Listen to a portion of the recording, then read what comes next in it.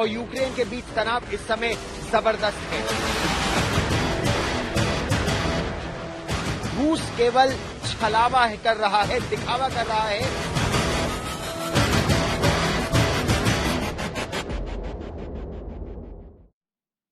नमस्कार, आप देख रहे हैं आज तक। मैं हूं गौरव सावंत। ये खास पेशकश आप यूक्रेन की राजधानी कीव से देख रहे हैं और इस समय रूस और यूक्रेन के बीच तनाव चरम पर है। रूस समर्थित विद्रोहियों ने एक इलाके में बमबारी की और उसके बाद तनाव बहुत ज्यादा बढ़ गया है। अमेरिका का कहना है रूस एक बहाना ढूंढ रहा है और उस बहाने के बाद यूक्रेन पर हमला कर देगा। अमेरिका का यह कहना है कि एक फॉल्स फ्लैग ऑपरेशन के बाद अगले चंद दिनों में ही रूस यूक्रेन पर चढ़ाई की तैयारी में है। हालांकि रूस ने इस बात से बिल्कुल इनकार किया है, लेकिन तनाव लगातार इस पूरे क्षेत्र में बढ़ता जा रहा है।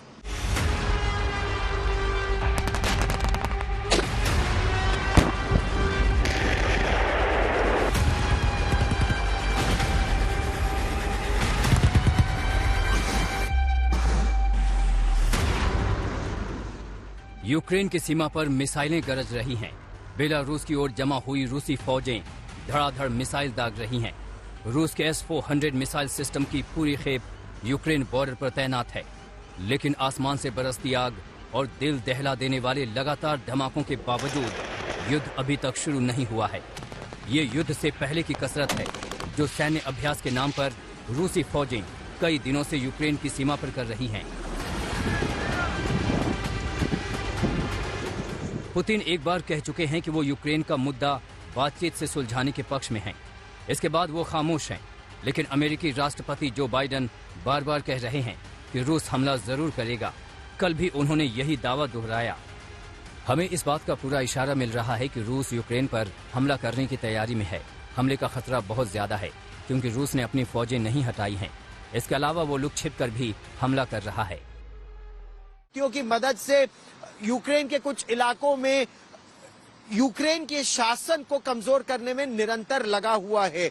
ऐसे में अब खतरा यह है कि क्या एक फॉल्स फ्लैग ऑपरेशन के जरिए रूस पूरे यूक्रेन को अपने कब्जे में ले लेगा, जैसा अमेरिका के राष्ट्रपति जो बाइडेन का कहना है। और यही बात अमेरिका के secretary of state Antony Blinken ने भी कही।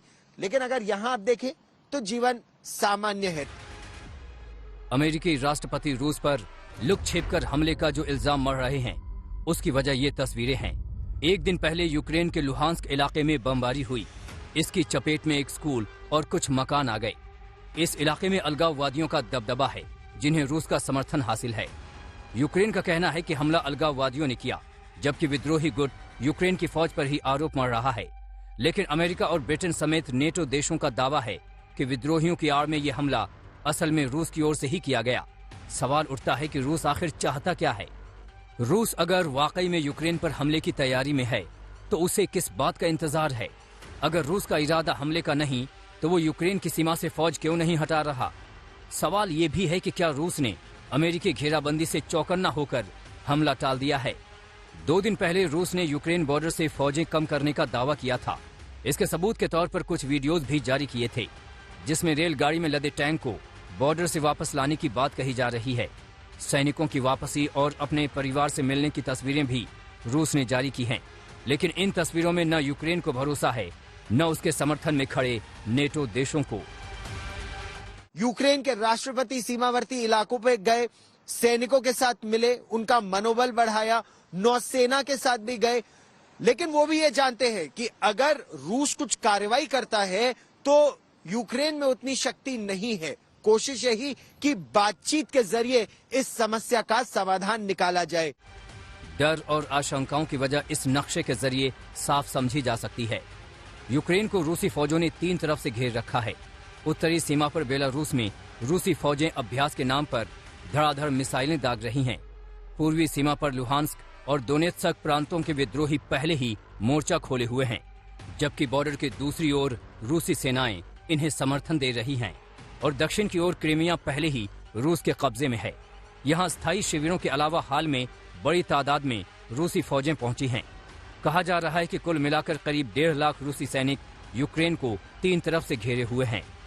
इसके अलावा सैटेलाइट तस्वीरों के जरिए ये भी दावा किया जा रहा है कि बेलारूस के रास्ते यूक्रेन में एंट्री के लिए रूस ने दोनों देशों के बीच बहने वाली प्रिप्यात नदी पर एक अस्थायी पुल भी बना डाला है। रूस की इस घेराबंदी का नतीजा ये है कि Estonia, Latvia, Lithuania, Poland, Romania और बल्गेरिया में तैनात नेटो फौजों की तादाद भी बढ़ाई जा रही है। हमले की स्थिति में रूस को जवाब देने के लिए बाकी देशों से नेटो फौजें पोलैंड और रोमानिया की ओर बढ़ने लगी हैं। अमेरिका समेत दुनिया के तमाम बड़े देशों का समर्थन मिलने से यूक्रेन के भी हौसले बुलंद हैं। अपने सैनिकों की हौसला अफजाई के लिए यूक्रेनी राष्ट्रपति वोलोदिमीर ज़ेलेंस्की खुद फौजी वर्दी पहनकर युद्ध के मैदान में और फौजी कैंपों में घूम रहे हैं। यूक्रेन के कीव से गौरव सावंत के साथ आज तक ब्यूरो।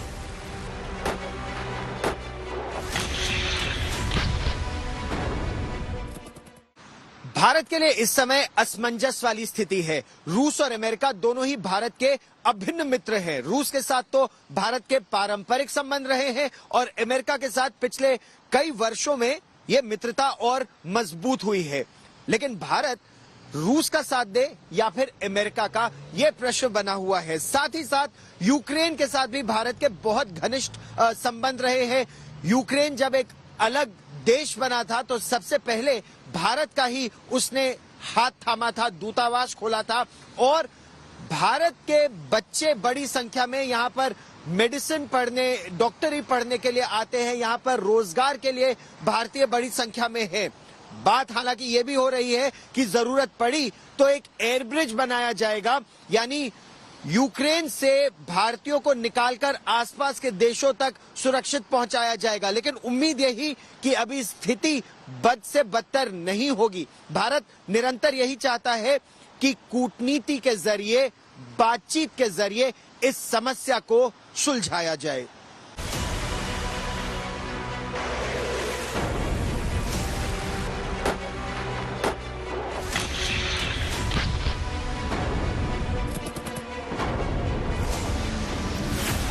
यूक्रेन की रूसी घेराबंदी के बीच नाटो देशों की बैठकों पर बैठकें हो रही हैं। अमेरिकी राष्ट्रपति बाइडेन यूरोपीय देशों के प्रमुखों से लगातार संपर्क में है। नाटो सेनाओं का काफिला भी यूक्रेन के आसपास जमा होने लगा है। लेकिन रूस क्या करेगा, ये फिलहाल किसी को पता नहीं। तनाव पूरी दुनिया में फैल रहा है, लेकिन पूर्वी यूरोप में मची इस हलचल से भारत के सामने बड़ा धर्म संकट खड़ा हो गया है। एक तरफ रूस है जो भारत का सबसे पुराना सहयोगी और अभी भी हथियारों का सबसे बड़ा सप्लायर है, तो दूसरी तरफ अमेरिका है जिसके साथ पिछले कुछ सालों में संबंध काफी मजबूत हुए हैं और आतंकवाद समेत कई रणनीतिक मामलों में भारत का साझेदार है। तो अगर युद्ध हुआ तो भारत किसके समर्थन में खड़ा होगा, सवाल मुश्किल है और अमेरिका ने भारत की मुश्किल और भी बढ़ा दी। 6 more weeks of winter. हमने अपने भारतीय, जापानी और ऑस्ट्रेलियाई समकक्षों के साथ क्वाड मीटिंग के संदर्भ में रूस और यूक्रेन की चर्चा की थी। बैठक में एक मजबूत सहमति थी। इसके लिए एक राजनयिक और शांतिपूर्ण समाधान की आवश्यकता है।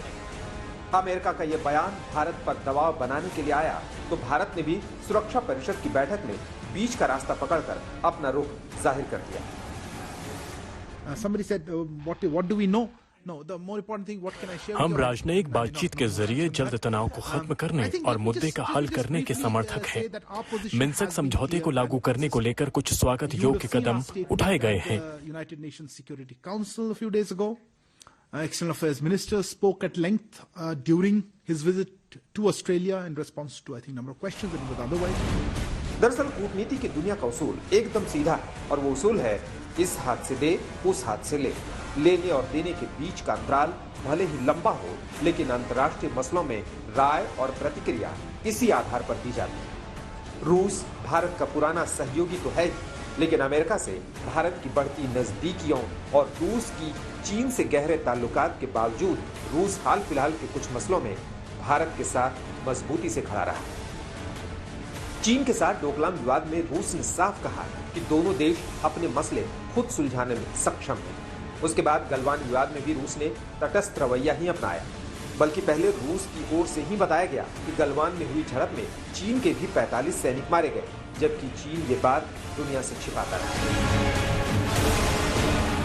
जाहिर है भारत भी यूक्रेन विवाद में राय रखते वक्त इन तथ्यों को अच्छी तरह ध्यान में रखेगा, यानी किसका साथ दें किसका ना दें, ये भारत के लिए ज्यादा चिंता की बात नहीं है।